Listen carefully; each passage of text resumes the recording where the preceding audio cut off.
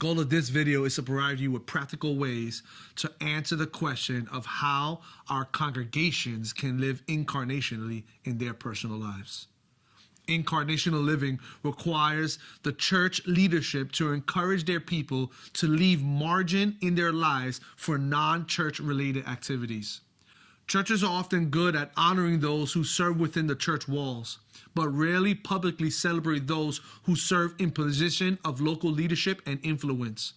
To move from invitational to incarnational, your church may need to regularly celebrate those who prayerfully choose involvement and influence in community activities at the expense of the church programs and activities. In short, we must teach the importance of incarnational living and challenge our church to integrate their faith with their work.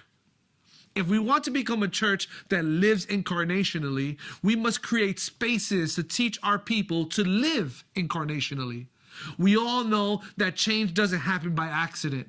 It happens intentionally as we allow God to move in our hearts and push us out to the community at large. As we grow in the area of incarnational living, the church will follow.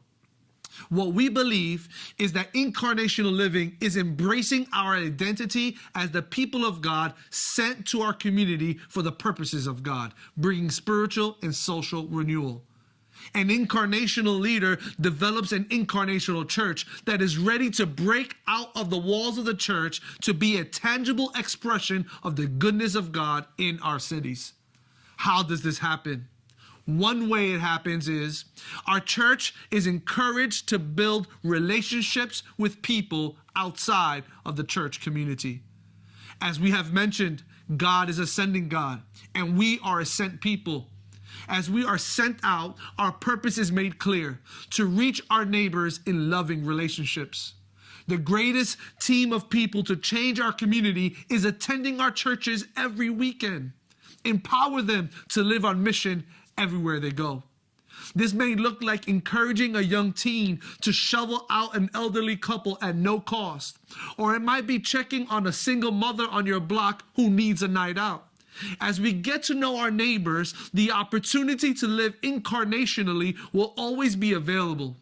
Another way we can develop incarnational living in our churches is by intentionally keeping our church programs to a minimum in order to allow people time to connect with their community. This may be hard to hear. As a pastor at a local church, we want our people attending the activities of the church. But if our purpose is to reach our neighbors, let's think intentionally on how we can weave incarnational living into the culture of our church, allowing for people to think of ways to build relationships with their neighbors outside of church activity. For example, neighboring well looks like inviting folks to our home who may not walk into the doors of the church, but would visit your home for a meal. The idea is to allow the congregation to think intentionally about building a relationship with someone outside of the church. Another way we can develop incarnational living in our church is by celebrating people who are serving the community outside of our formal church programs. PTA moms, community board members, and community volunteers should be celebrated as much as the person who helped prepare the lunch for Children's Church. The work outside the church is just as valuable as we intentionally involve ourselves into the heartbeat of our city. If you have a church member who is serving at the school or part of a community leadership program, take out a Sunday and celebrate their efforts. When our church realizes that ministry isn't just in the four walls, their eyes will open to a world of opportunity to live incarnationally in the everyday world they live in.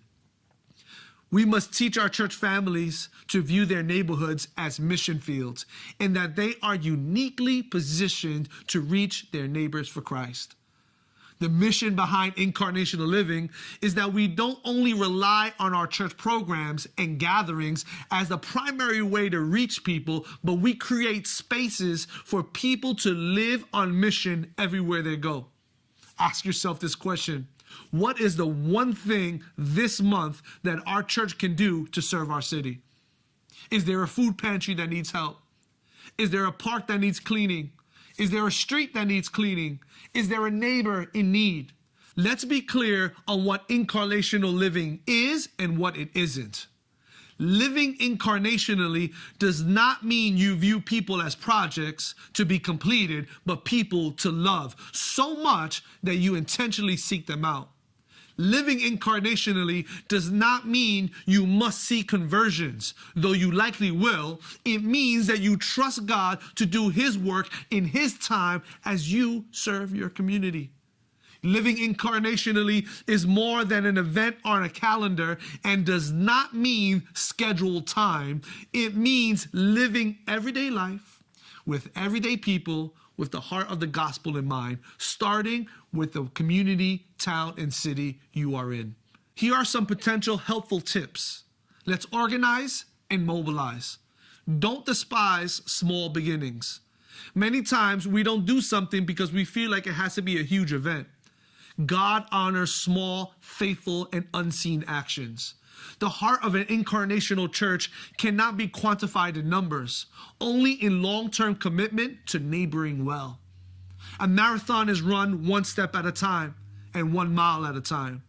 Choose one way to serve, and like the Nike slogan says, just do it. Fight the urge to help in everything. Find one area of need that best suits you and your church and be the best at it.